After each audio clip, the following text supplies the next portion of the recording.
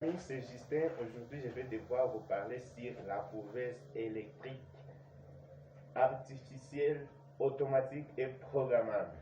La fois dernière, nous avons partagé des vidéos sur notre compte YouTube. Mais malheureusement, la vidéo était muette. Mais je vous rassure aujourd'hui que nous allons expliquer tout en détail dans notre vidéo. Et avant tout cela, je vais vous exhorter à vous abonner massivement sur notre chaîne YouTube en laissant seulement sur un clic sur s'abonner. Et puis vous allez voir des vidéos, vous allez aimer les vidéos. Si ça vous plaît, je vous exhorte à aimer nos vidéos. Et sans pour autant tarder, nous allons passer par vous expliquer qu'est-ce que la couveuse artificielle automatique programmable que j'ai moi-même conçu par mes propres recherches, par mes propres efforts. J'ai enfin fini par réaliser une couveuse. Et vous là, si vous voulez en profiter de mes explications, allez, si vous êtes prêts, nous pouvons commencer à expliquer comment est-ce que nous sommes arrivés à bien concevoir notre couveuse artificielle, automatique, programmable et intelligente. Vous allez le constater. Alors, on part voir la couveuse. Eh bien, comme je vous avais dit, on va visiter notre couveuse artificielle automatique programmable. Ici, nous avons notre carte qui est alimentée avec une tension alternative d'électricité de 220 volts. Ici, cette alimentation nous produit 9 volts pour alimenter notre carte Arduino. Comme vous le voyez, ici nous avons un microcontrôleur, c'est un microcontrôleur programmable. Ici, nous avons un relais de 12 volts. Ce relais-là, c'est pour alimenter et éteindre nos ampoules dès que le détecteur de température va détecter une température qui n'est pas programmable dans l'Arduino. Eh bien, comme je vous ai dit, c'est ça le détecteur de température. Je pense que vous le voyez ici. Ici, nous avons des lampes à incandescentes qui vont vous produire de la chaleur.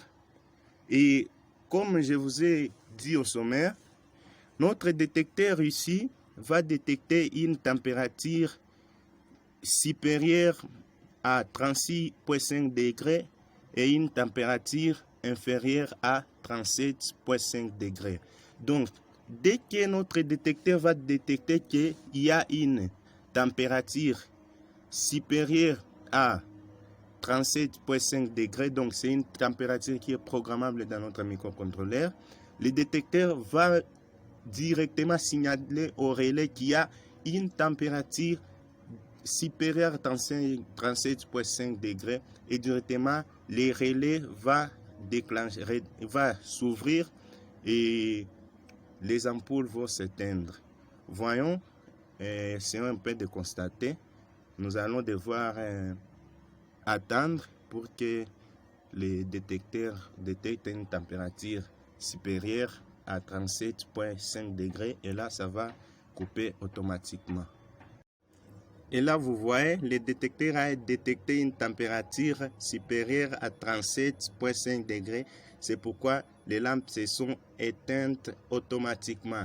Et attendons voir comment est-ce que la température va reprendre l'allure et va être inférieure à 37,5 degrés. Et là, le détecteur va détecter ça et va se redéclencher automatiquement et les ampoules vont s'allumer. Attendons voir comment est-ce que ça va se passer.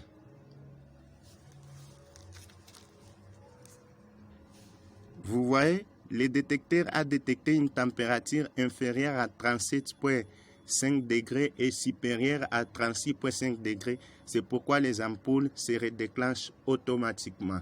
Et voilà comment notre couveuse automatique artificielle programmable fonctionne.